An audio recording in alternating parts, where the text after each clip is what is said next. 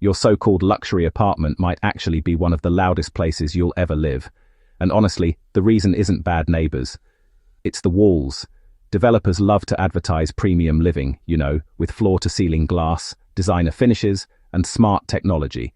But behind all that polished drywall is a construction shortcut that would probably make builders from a century ago laugh out loud. Thin partitions, hollow cavities, and vibration-friendly framing basically turn modern buildings into massive echo chambers. Meanwhile, back during the Prohibition era, bootleggers who needed absolute silence were building spaces so well insulated that police could stand right outside and hear absolutely nothing. Today, we're exposing how modern construction quietly abandoned techniques that actually worked, and well, why those forgotten methods might just be the real future of soundproof living. This isn't nostalgia, and honestly, it's not some kind of conspiracy theory either. It's just engineering history. In the 1920s, secrecy wasn't a luxury feature, it was survival. Hidden speakeasies and underground distilleries needed walls that could block footsteps, muffle voices, and swallow up vibrations from machinery. Builders used layered materials, staggered framing, and mass-loaded barriers long before acoustic consultants became a marketing buzzword. Compare that to so many modern apartments, where lightweight materials are chosen mainly for speed and profit, not performance. The result? A building that looks expensive but, in reality, behaves just like a drum. Why did old builders seem to understand sound so much better than many developers do today? It all comes down to mass and separation. Prohibition-era craftsmen didn't just rely on a single layer of drywall to stop noise. They built walls with gaps, dense fillers, and irregular surfaces that actually broke up sound waves. Some bootlegger hideouts even had double walls that never touched each other, so vibrations couldn't travel through the structure at all. Modern construction, on the other hand, often reconnects everything: studs, floors, ceilings, creating a straight path for sound to travel. The dirty secret isn't just thin walls, it's really the loss of intentional acoustic design. If you really want to understand how all of this works, just listen to how sound moves through a building. A whisper doesn't travel through air alone, it actually rides vibrations in the frame. Bootleggers just seem to know this instinctively. They added sand, brick fragments, or layered wood to increase density. The heavier the barrier, the harder it is for sound to pass through. Today's builders, though, often reduce weight to cut costs and speed up construction timelines. But that decision comes with a trade-off residents feel every single night when the neighbor's TV suddenly becomes part of their living room. Another forgotten trick was staggered stud framing. Instead of attaching drywall to the same wooden supports on both sides of a wall, builders offset the studs so each side vibrated independently.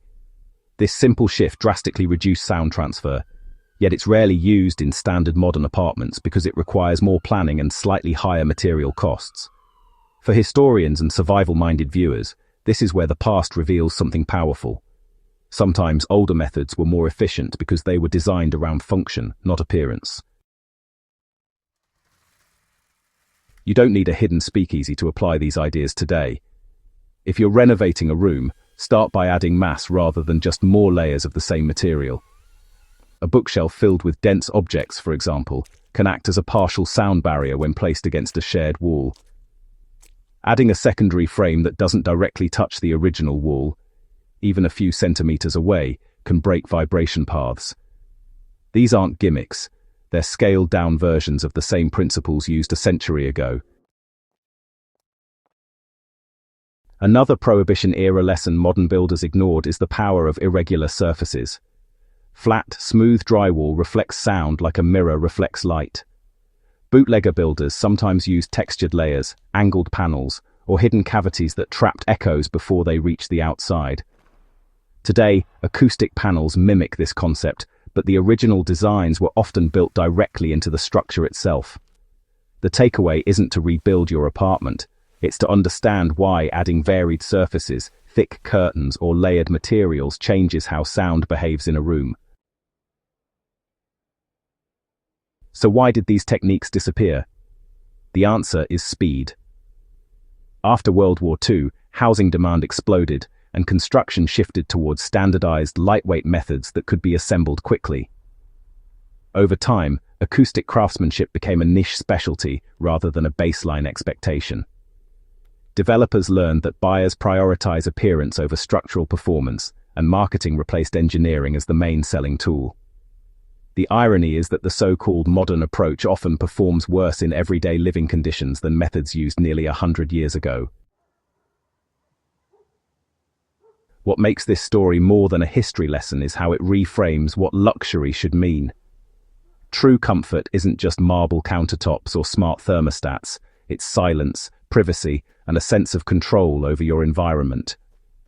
Prohibition builders weren't chasing aesthetics. They were solving real problems under pressure. That mindset is something modern construction desperately needs to rediscover.